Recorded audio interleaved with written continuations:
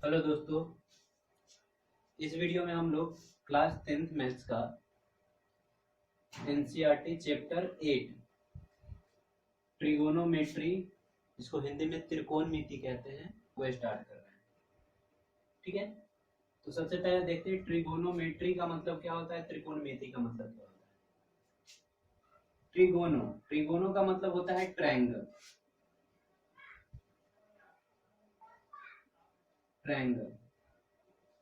और मेट्री का मतलब होता है मेजरमेंट।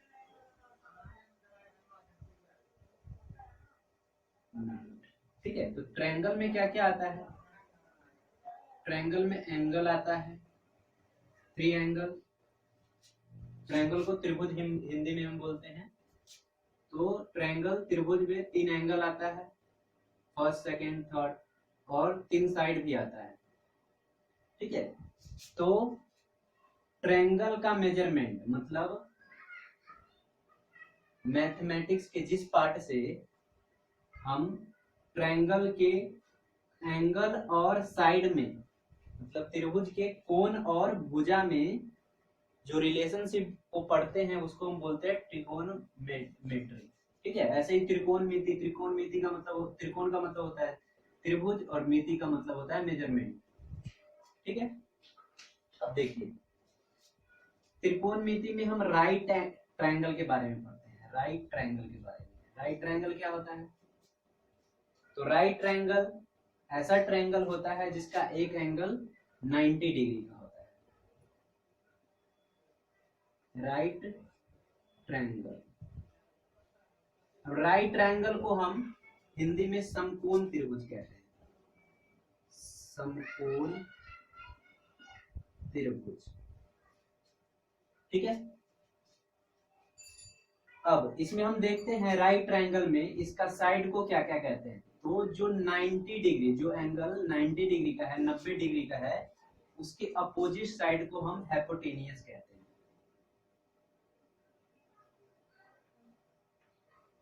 हाइपोटेनियस कहते हैं इसको, हिंदी में हम कर्ण कहते हैं और इसको H से डिनोट करते हैं। ठीक है, अब देखिए इसमें क्या होता है, हम एक एंगल लेते हैं, मान लीजिए ये एक एंगल है, इसका नाम मैं दे देता हूं ABC। एक एंगल है, इसको हम थीटा से डिनोट करते हैं। थीटा क्या होता है? एक सिंबल होता है जिससे हम एंगल को रिप्रेजेंट करते हैं। ठीक है, थीटा एक एंगल, ये सिंबल होता है जिससे एंगल को रिप्रेजेंट करते हैं। मान लीजिए सी एंगल लेना है हमें, तो सी का अपोजिट साइड क्या है? सामने वाला साइड क्या है? AB है, तो ये परपेंडिकुलर हो जाएगा, ये। इसको हिंदी में हम बोलते हैं लंब, और इसको P से डिनोट किया जाता है। ठीक है, मतलब एंगल का अपोजिट साइड को हम परपेंडिकुलर बोलते हैं। ठीक है, यहाँ पे स्टूडेंट सबको बहुत ज्यादा कंफ्यूजन होता है, तो ये याद रखिएगा, जो थीटा हम लेंगे, थीटा के अपोजिट साइड जो होता है वो परपेंडिकुलर होता है। हाइपोटेनियस 90 डिग्री के सामने वाला साइड होता है, परपेंडिकुलर होता है थीटा का सामने वाला साइड। तो अब बच गया क्या? बेस। अब बेस जो साइड बच गया उसको हम बोलते हैं बेस।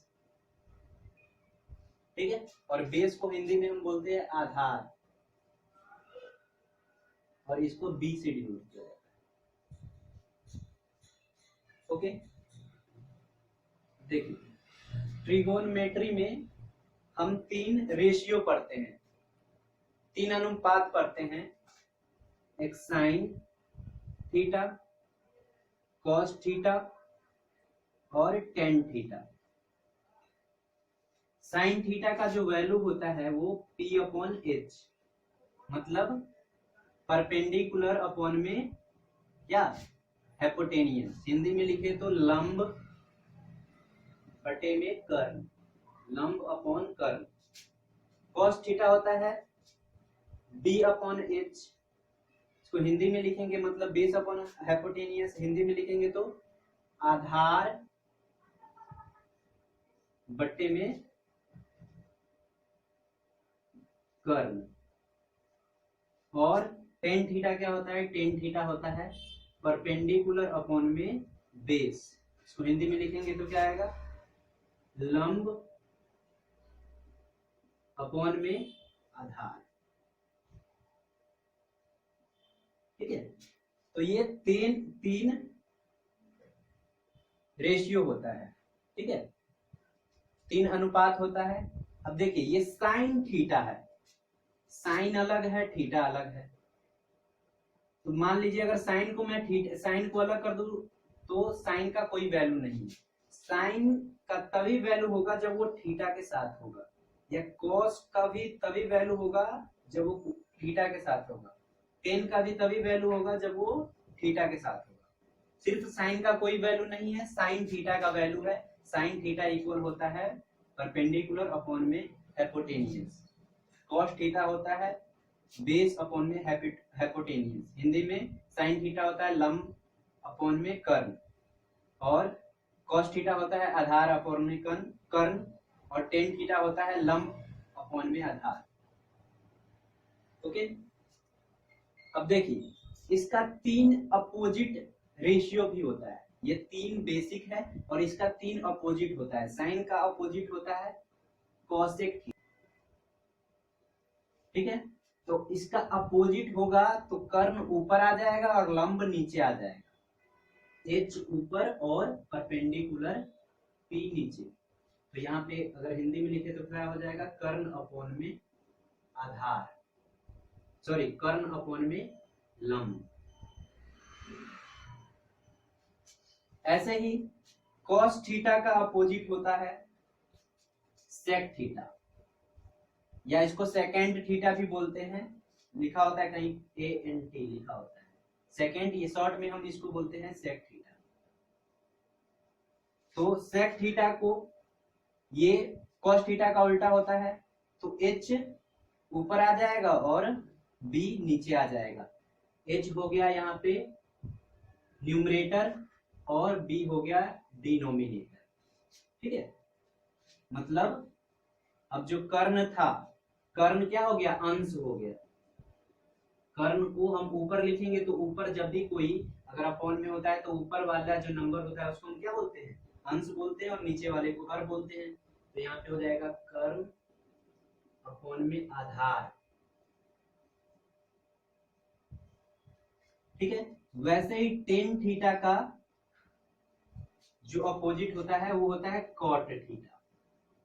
तो कॉट थीटा को हम क्या लिखेंगे, टेन है P अपॉन B, तो कॉट थीटा हो जाएगा B अपॉन P। अब B अपॉन P तो इसको हम क्या लिखेंगे, आधार